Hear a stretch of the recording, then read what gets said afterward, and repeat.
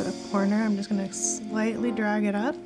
Hi, I'm Kelsey Dinahan, celebrity makeup artist, and today I'm gonna show you how to get this warm, elongated eyeshadow look with a touch of shimmer. I'm gonna start your eye using the Stila eyeliner. And I love this because it is super dark and black, but you have to work quickly because it is waterproof, which is great because it's not going to smudge, but it will dry quickly. So I'm going to put it on with the liner and then just take a clean brush over it and just kind of smudge it out.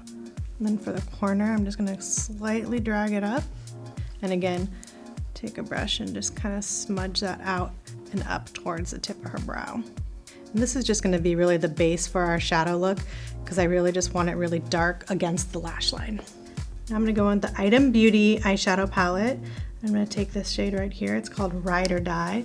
And I'm just going to start by applying that to the outer corner and bringing it up into the crease.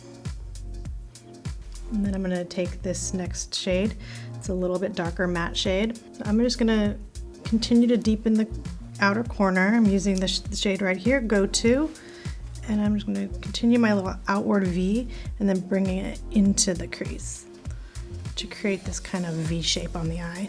Okay, next I'm going to use this shade called Obsessed. It's kind of like a pewtery shimmer, and I'm going to use my finger and just apply it right to the center of the lid to really make the whole eye pop.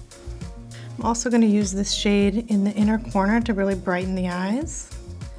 Just right in the inner corner. I really love the champagne color because it's not really like a warm or a pink, it's really in between, which allows this shade to kind of go with whether you're doing a cool or warm smoky eye. I'm gonna go back with the shade called Gimme. I'm just gonna kind of dust that right under her bottom lashes.